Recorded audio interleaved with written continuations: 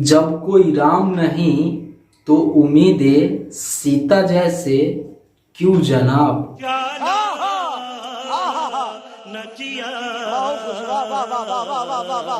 दोस्तों ये पोस्ट हाल ही में पवन सिंह की पत्नी यानी कि सिंह है वो इंस्टा पे कुछ ऐसे पोस्ट की है।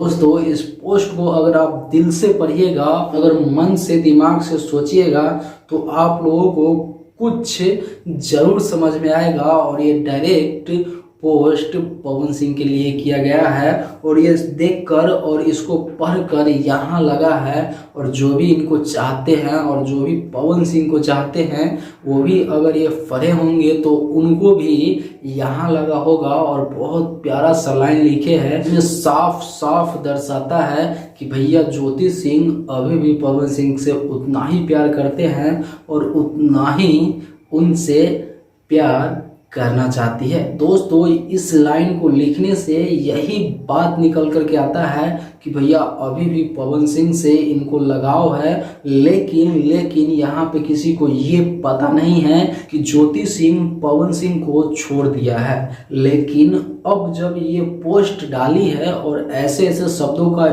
उपयोग की है तब लोगों ने समझना शुरू किया है कि भैया पवन सिंह ही गलत है, ताकि ज्योति सिंह तो उनको अभी भी चाह रहा है, पवन सिंह उनको नहीं रखना चाहते हैं। दोस्तों इसी पोस्ट से आप अंदाज़ा लगा सकते हैं, जिन पे आप लोगों को मैं दिखा रहा हूं, इससे अंदाज़ा लगा सकते हैं कि भैया कितना चाहती होगी जो उनके लिए ऐसा ऐसा शब्द का उपयोग करके ऐसे लिखी है और ऐसे फोटोज डालकर इंस्टा आईडी से शेयर की है, वो भी पवन सिंह जी के लिए। और पवन सिंह इनको रखना नहीं चाहते हैं। दोस्तों आप लोगों को क्या लगता है नीचे कमेंट बॉक्स में जाइए और एक प्यारा सा राय दे दीजिए। फिर मिलते हैं अगले बड़ा वीडियो के साथ, तब तक के लिए नमस्ते, प्रणाम, लव यू, जय हिंद, वंदे मातरम।